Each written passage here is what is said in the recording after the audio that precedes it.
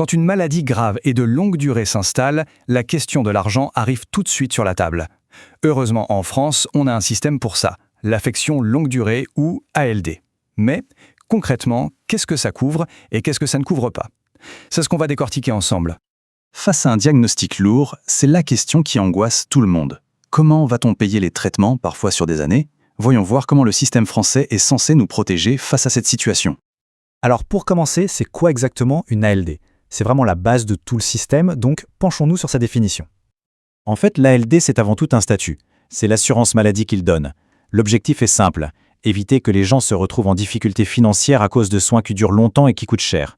C'est une reconnaissance officielle que la maladie pèse lourd, sur la santé, bien sûr, mais aussi sur le portefeuille. Et attention, ce n'est pas un petit dispositif de niche, on parle de près de 12 millions de personnes en France qui bénéficient de ce statut. Pour vous donner une idée, ça représente quasiment un assuré social sur 6, c'est dire à quel point ce système est central dans notre santé.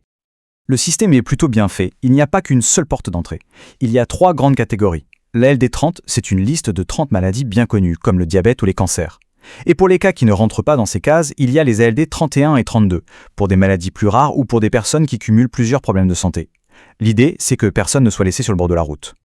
Bon, maintenant qu'on a vu ce que c'est, passons au plus intéressant, quels sont les avantages concrets? Parce que oui, cette protection, elle est vraiment essentielle et elle change la vie des patients. Voilà le chiffre magique. La grande promesse du système ALD, c'est ça, 100%. Ça veut dire une prise en charge totale des soins qui sont directement liés à la maladie. Et c'est ça qui fait toute la différence. Mais alors, 100%, ça veut dire quoi en pratique? Eh bien, ça couvre l'essentiel. Les consultations chez le médecin, les médicaments, les séjours à l'hôpital, le kiné, bref, tout ce qui est dans le protocole de soins. Mais, et c'est un mais qui a son importance, c'est 100% du tarif de base de la sécurité sociale. Et ce détail, on va le voir, il change tout. Mais il n'y a pas que le remboursement. Le statut ALD, ça simplifie aussi beaucoup la vie. Fini d'avancer les frais à la pharmacie ou chez le médecin grâce au tiers payant. Les transports pour aller aux soins peuvent être pris en charge. Et en cas d'arrêt de travail, les droits sont bien meilleurs, avec des indemnités qui peuvent durer jusqu'à 3 ans et qui en plus ne sont pas imposables. C'est un vrai soutien, financier et pratique. C'est là que les choses se corsent un peu, parce que cette belle promesse du 100%, elle a des limites. Et il est super important de comprendre ce qui se cache derrière ce chiffre, ce qu'on appelle les coûts cachés. Et voilà, on y est. Ce fameux 100% ne veut pas dire 0 € à débourser. C'est la grande nuance du système et c'est souvent là que les patients ont de mauvaises surprises. Alors, où est le piège, si on peut dire? Le 100%, on l'a dit, il s'applique sur le tarif officiel de la Sécu. Le problème, c'est que beaucoup de médecins spécialistes ont le droit de facturer plus cher. Et cette différence, qu'on appelle le dépassement d'honoraires, eh bien, elle n'est pas du tout couverte par la LD. Elle reste entièrement à la charge du patient.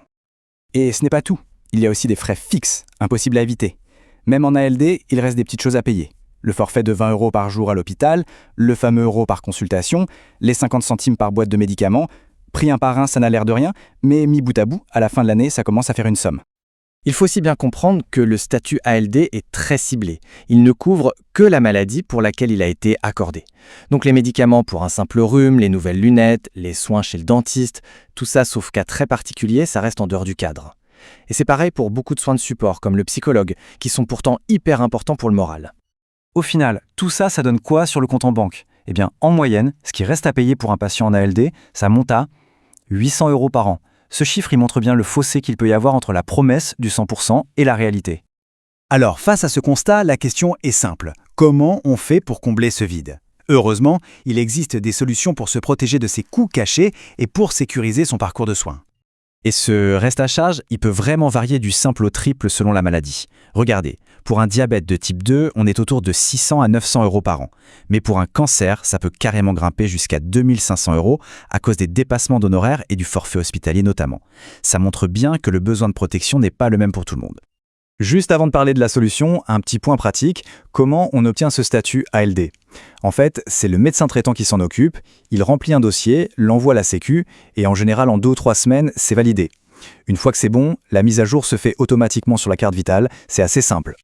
La solution pour boucher les trous, c'est donc de choisir une bonne complémentaire santé, ce qu'on appelle une mutuelle. Mais attention, pas n'importe laquelle. Il faut vraiment être vigilant et chercher des garanties précises. Un très bon remboursement des dépassements d'honoraires, la prise en charge totale du forfait hospitalier et des forfaits pour les soins qui ne sont pas couverts, comme le soutien psychologique ou la diététique. Au final, la vraie question à se poser est simple. Sa protection santé est-elle vraiment parée pour affronter le long terme? Le système ALD est un filet de sécurité formidable, c'est une chance, mais ce filet a des trous.